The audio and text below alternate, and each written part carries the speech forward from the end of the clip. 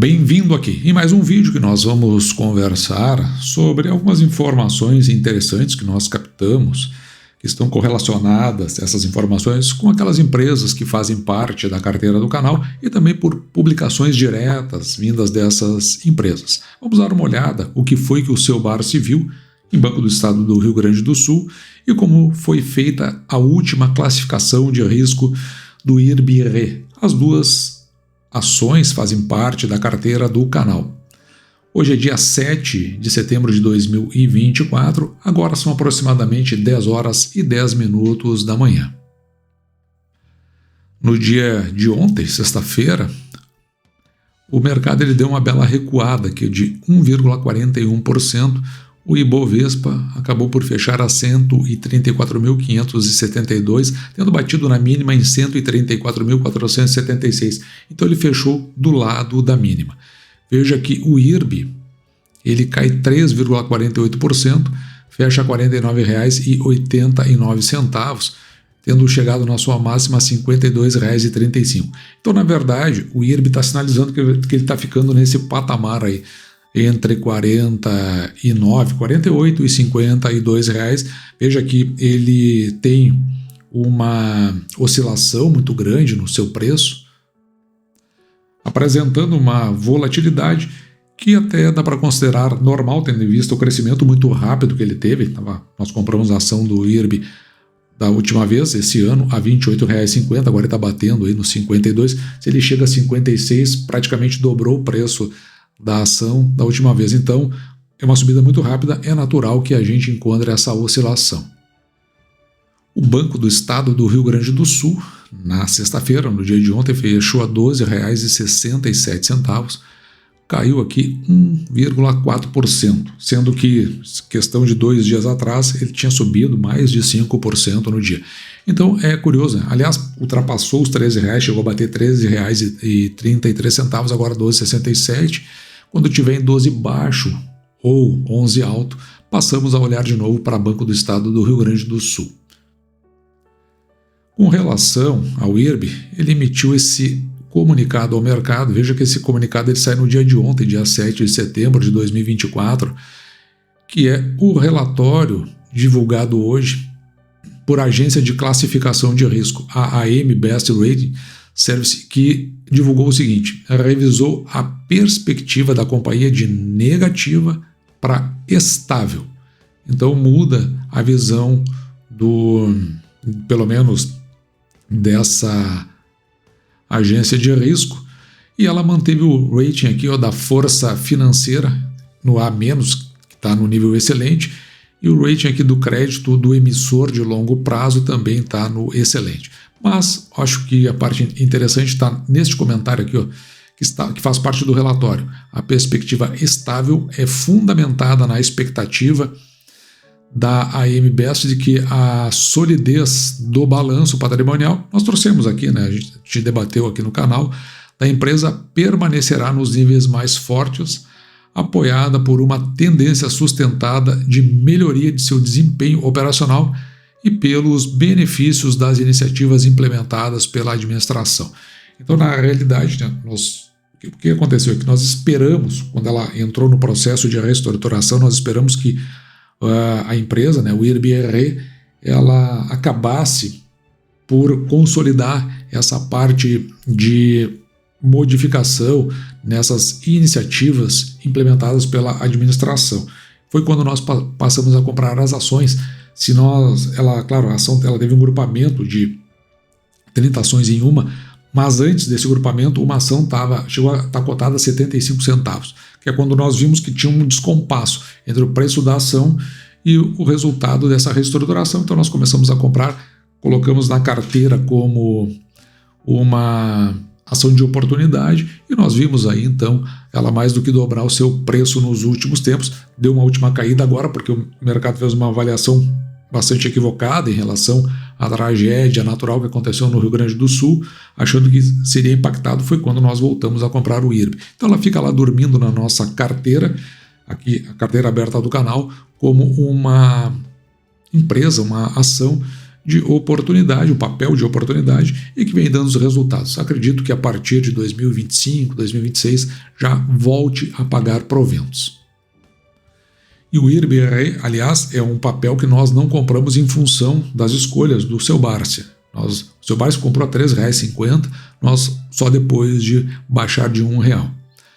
E por falar em seu Bárcia, aqui no UOL saiu essa reportagem assinada por Caterine Reivas, do dia 6 de nove de 2024, ela é de ontem, né? 5h30 da manhã, foi logo no início do dia de ontem.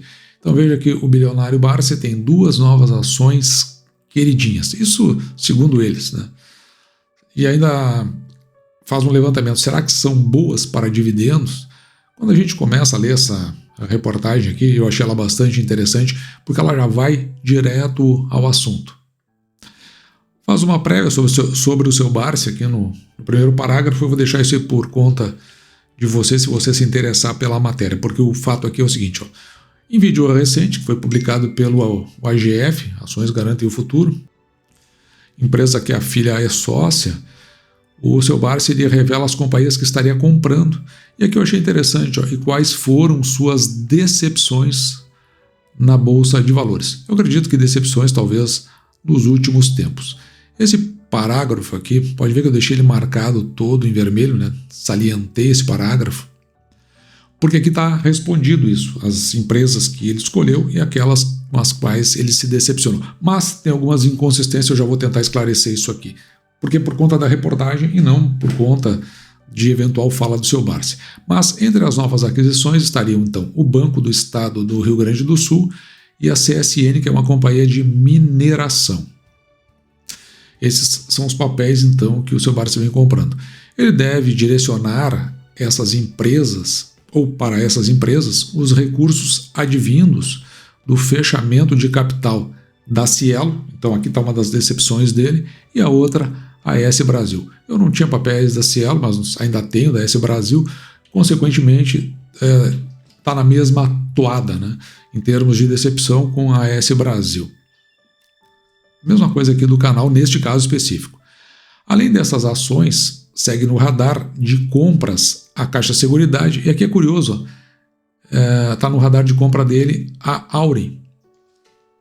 E até por conta desse parágrafo, amanhã, no domingo, eu vou voltar nele, porque justamente é a Auren que está incorporando a AS Brasil. E veja que, aparentemente, pelo que está aí, eu não vi o vídeo dele, né? Eu não acompanho os grandes players, eu trago assim como curiosidade, às vezes, quando tem uma coisa, algo mais relevante. Mas é interessante porque se ele está indo para a Banrisul e a CSN, e os recursos seriam advindos da Cielo e da AS Brasil, é curioso que ele continua comprando da Auren, que é incorporadora da AS Brasil.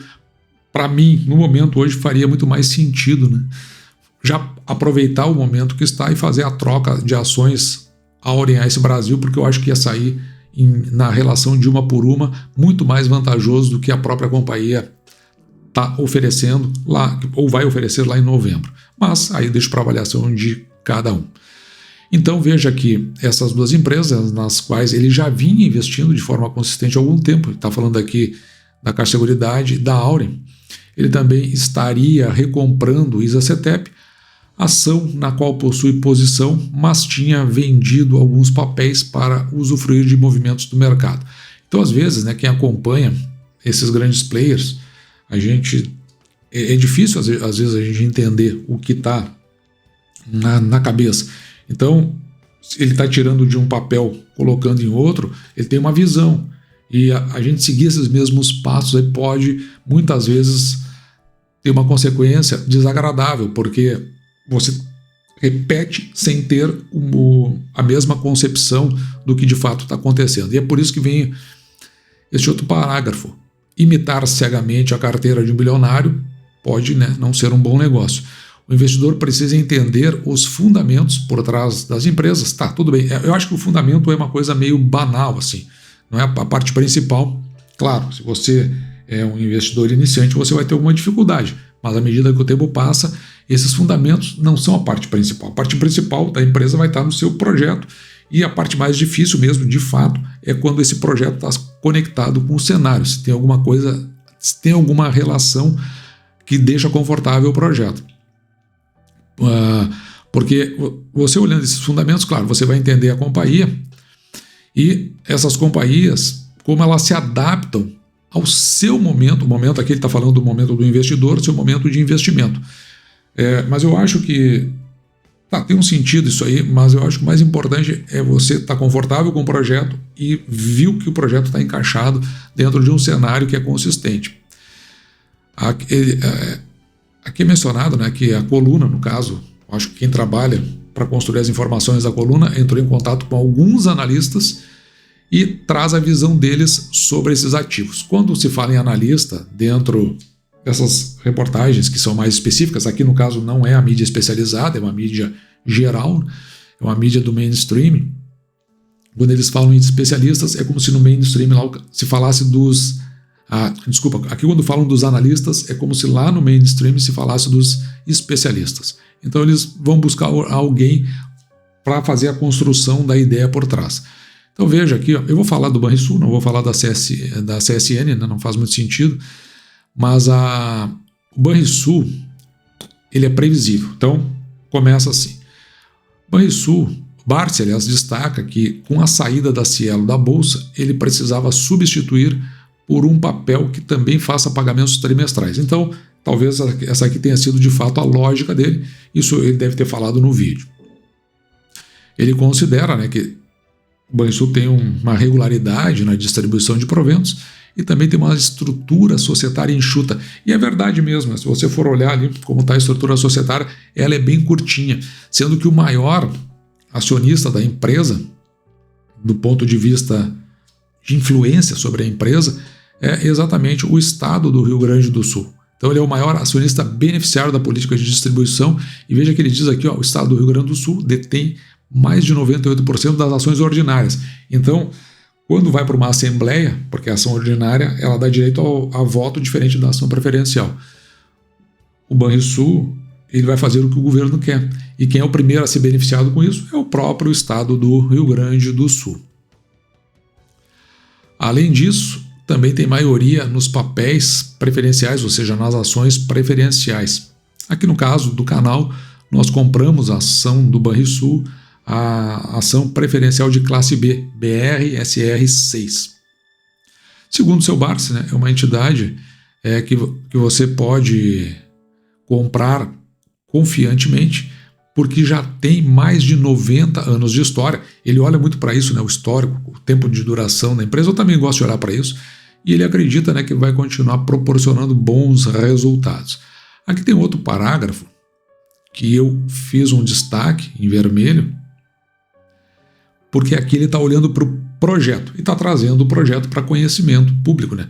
O banco tem sua principal, ou atua principalmente, né, no mercado do varejo, e o destaque é para o crédito consignado. Isso porque o Banrisul ele detém a folha de pagamento do estado do Rio Grande do Sul e também de muitos municípios, só não tenho certeza se é a maioria, mas é uma grande quantidade de municípios do estado do Rio Grande do Sul, que tem 497 municípios.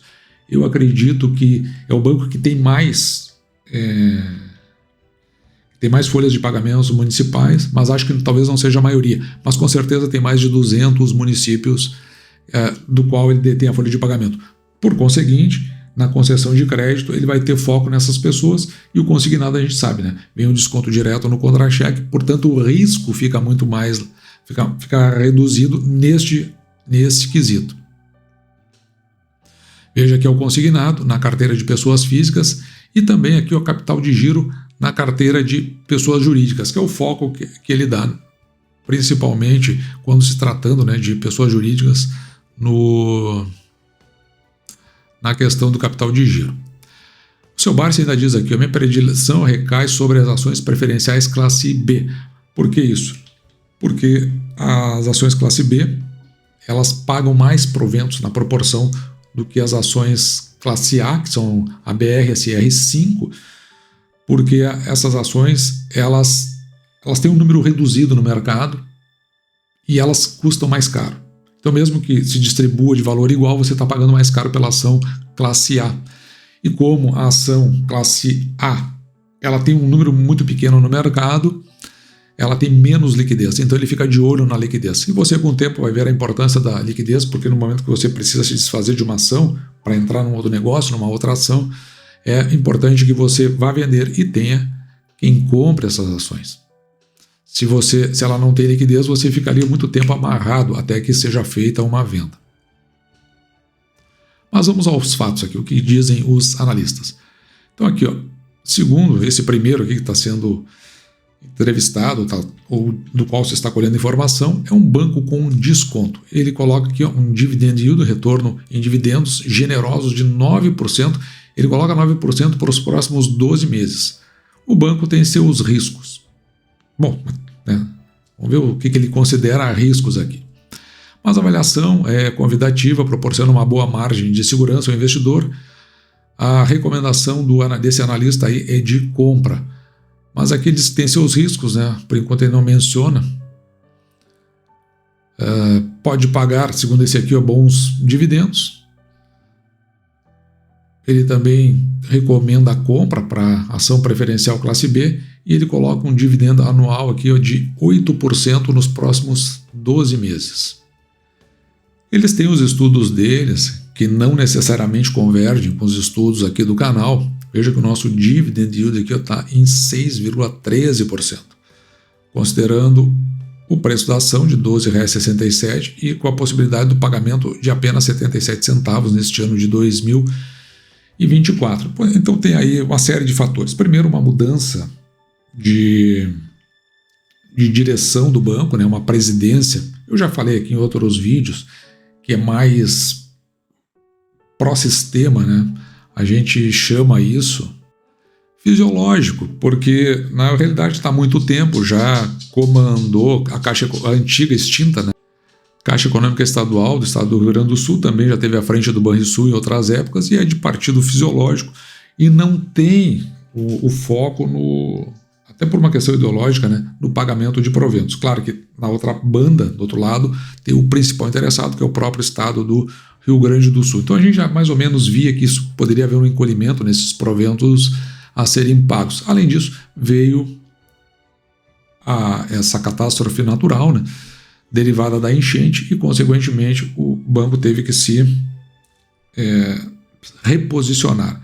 Talvez para o exercício, por isso que eles estão falando lá em 8% em 12 meses, a gente está fazendo até o final do ano, nesses 6,13%, eles projetam 12 meses, então tem que botar para agosto do ano que vem, talvez pague mais do que isso, voltando aqui para perto de R$1.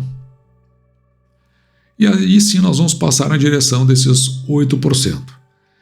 Veja aqui, entre os riscos, que não tinha sido mencionado anteriormente,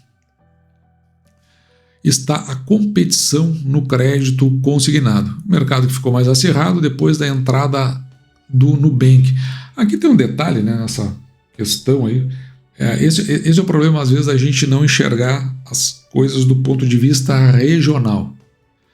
Até é bem possível que Nubank ganhe uma fatia mais significativa na capital, nas cidades um pouco maiores. Mas quando você coloca isso para dentro do estado, nas cidades de médio porte, pequeno porte, elas são mais arraigadas com o nome Banco do Estado do Rio Grande do Sul. Então, dificilmente o Nubank vai ter uma penetração nesse nível, principalmente naquelas prefeituras onde o Banrisul detém a folha de pagamento. Então, veja que, na consequência desse risco, ele aponta aqui que seria o aumento da inadimplência em função dos desastres ambientais. Isso aqui já foi mais ou menos condicionado e acredito que não deve sair muito disso que já aconteceu. Inclusive, a gente viu que o efeito não foi tão grande no IRB, como provavelmente não deva ser no Banco do Estado do Rio Grande do Sul. Um ponto de atenção pode ser a falta de dinamismo e a fazer frente à forte competição digital que ocorre no mercado bancário. Aqui até pode ser, mas o Banco do Estado do Rio Grande do Sul, é importante a gente salientar, ele tem centro de processamento de dados, vamos dizer assim, os antigos CPDs, Ele tem a parte de TI dele é própria, ela é individual, é bastante consistente, tem um bom aplicativo, está inserido dentro do mercado. E é interessante, né, porque o banco, ele mesmo menciona, ele não tem interesse de se expandir para outros estados, apenas ficar dentro da parte regional. Isso aí pode ser uma limitação, de qualquer forma, faz parte da estratégia que o banco vem adotando. Este outro analista, CNPI, do projeto Vida de Acionista, não gosta do Banrisul para uma carteira de iniciantes. Ele prefere instituições como o Banco do Brasil, que na visão dele remuneram melhor o acionista e possuem altíssima qualidade. Nesse aspecto aqui eu acho que no geral assim eu concordaria. O banco gasta muito para se manter, diz o mesmo, né? Veja que ele aborda o índice de eficiência e nós concordamos com isso. Está com índice de eficiência em 54%, é um dos piores que tem. É um banco, vamos dizer assim, ele tem um braço político muito forte, muito consistente. Se você entrar no site do Sindicato dos Bancários, aqui do Rio Grande do Sul, eles só fazem referência a 2 bancos, praticamente. É mais de 90% do conteúdo colocado ali. Ou é o Banco do Estado do Rio Grande do Sul, na sua preferência, ou Caixa Econômica Federal. E, claro, o banco tenta acomodar essas questões todas. Por conta do desastre natural, das enchentes, praticamente os sindicatos acabaram recorrendo à justiça justamente para fazer essas negociações dos consignados, empurrando um pouco aí 4 meses para frente. E veja que isso não aconteceu com nenhum outro banco, com o Santander, que tem aqui no Rio Grande do Sul também, com o Banco do Brasil, foi especificamente com o Banco do Estado do Rio Grande do Sul, então ele está sujeito a essa questão. Então, para fazer a acomodação desses interesses políticos, ele acaba gastando mais e acaba tendo um índice de eficiência, a meu ver, ruim. Nada do que nós já não mencionamos aqui no passado ao fazer uma constatação a respeito, né, tanto de Banrisul quanto do IRB. E tudo isso está vindo, né, cada vez mais à tona à medida que a gente acompanha as informações do mercado. De qualquer forma, a Banrisul continua fazendo parte da carteira do canal. IRB agora vai ficar um pouquinho de lado, porque subiu muito. É preciso que a gente tenha a compreensão que IRB voltou a ter um novo preço e só então a gente, a partir desse momento, passar a comprar novas ações. Já Banco do Estado do Rio Grande do Sul, como eu disse, a 12 baixo, 11 alto, já pensamos em reinvestir, valores mais módicos no Banco do Estado do Rio Grande do Sul. Não acompanhamos o raciocínio do seu Barsi, até porque nós já vimos investido em Banco do Estado do Rio Grande do Sul lá atrás, comprando a ação a R$ 8,50, para você ter uma ideia. Então, não me parece que, olhando para o histórico, que vai dar grandes saltos essa ação. Deve ficar mais ou menos por onde ela já anda, eventualmente uma subida ou outra. De qualquer forma, eu acredito que deva se estabilizar ali entre R$ 11,50, R$ 12,50, acho que mais ou menos por aí, para comprar as novas ações em pequenas não, né, mas em quantidades módicas, pelo menos. É a visão que nós temos aqui do canal. E dito isso, eu vou ficando por aqui, espero que você tenha gostado, me despeço de você, desejando que você fique com Deus e deixando, como sempre, meu grande abraço.